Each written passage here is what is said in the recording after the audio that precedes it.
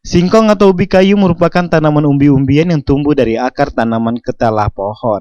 Tanaman yang mudah sekali ditemui di Indonesia ini sangat dikenal luas dan memiliki banyak jenis olahan makanan yang dapat dihasilkannya.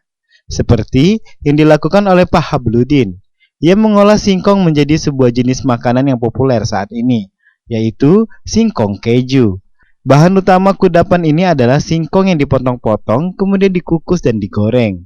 Pak Habludin mengatakan, singkong keju yang dijual ini ada beberapa varian, seperti rasa singkong original, coklat, balado, dan rasa lainnya.